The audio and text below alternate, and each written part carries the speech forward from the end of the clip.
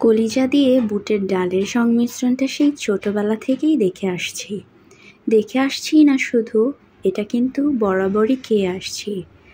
আমার কাছে মনে হয় দাদার সাথে দাদির যে সম্পর্ক, বাবার সাথে মার যে সম্পর্ক, ঠিক তেমনই মনে হয় কলিজার সাথে বুটের ডালেরও একই সম্পর্ক। অর্থাৎ ব্যাপারটা একই হলো না? যাই হোক সে কথা। কলিজা দিয়ে বুটের ডাল যেমন বিয়েবাড়ির অনুষ্ঠানে জমে, তেমনি কিন্তু সাদা ভাতের সাথেও জমে। আবার কিন্তু পরোটা, ডালপুরি, লুচির সাথেও বেশ ভালোই জমে। আর হ্যাঁ, সাদা পোলার সাথেও কিন্তু এইটা কম যায় না। আমার মনে হয় কলিজা দিয়ে বুটের ডালের সম্পর্কটা সারা জীবনই থাকবে। কেমন লাগলো বলুন তো? চলুন আরও শেয়ার করি আজকে কী খেলাম আর আরও কিছু রান্না হলো। এখানে কিন্তু কয়েক পদের তরকারি রান্না করা হয়েছে, একে একে আমি আপনাদের সাথে একটু শেয়ার করছি। এখানে রান্না করা হয়েছিল 4টা পদ, ছিল আলু ভর্তা, ছিল শাক ভাজা, ছিল রুই মাছ ভুনা, আরও ছিল গরুর মাথার মাংস ভুনা।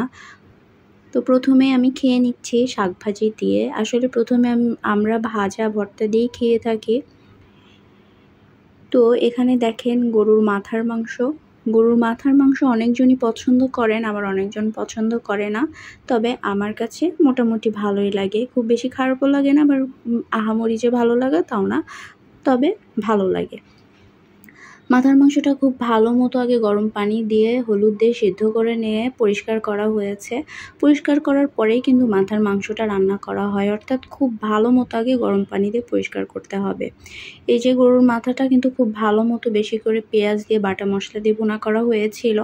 এরপরে এখানে রান্না করা হয়েছিল রুই মাছ। আমাদের বাসায় অ্যাজ ইউজুয়াল রুই মাছটা বেশি রান্না করা হয়, অর্থাৎ অন্যান্য আইটেমের পাশাপাশি রুই মাছটা দেখা যায় থাকেই। রুই মাছটা আলু দিয়ে রান্না করা হয়েছিল একটু ঝোল করে। এরপরে যে আইটেমটা করা হয়েছিল, বুটের ডালটা আসলে অনেকভাবেই খাওয়া হয়। লুচির সাথে খাওয়া হয়, পরোটা, রুটি, তারপরে সাদা ভাত, পোলাও, অনেক কিছুর সাথেই খাওয়া হয়। তবে এইভাবে ডাল রান্না করলে ইচ্ছা মতো যে কোনো জিনিসের সাথেই খাওয়া যায়। বুটের ডালটা রান্না করা হয়েছিল কলিজা দিয়েই আসলে বুটের ডালটা খেতে বেশি ভালো লাগে।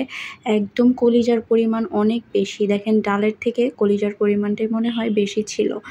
সামান্য পরিমাণ তেলও এখানে দেওয়া হয়েছিল, কারণ একটু তেল না দিলে কিন্তু ভালো লাগবে না। তবে অনেক এলাকায় কিন্তু বুটের ডাল বলেন, ছোলার ডাল বলেন, আর আসলে ব্যাপারটা একই, বুটও যা ছোলাও তা। আমরা বুটের ডালও বলি, ছোলার ডালও বলি। এই দেখেন পুরা এক কড়াই ভর্তি করে রান্না করা হয়েছে। এই ছিল আজকের ভিডিও, আজকের রান্নাবান্না, আজকের খাওয়া দাওয়া। সবাই ভালো থাকবেন।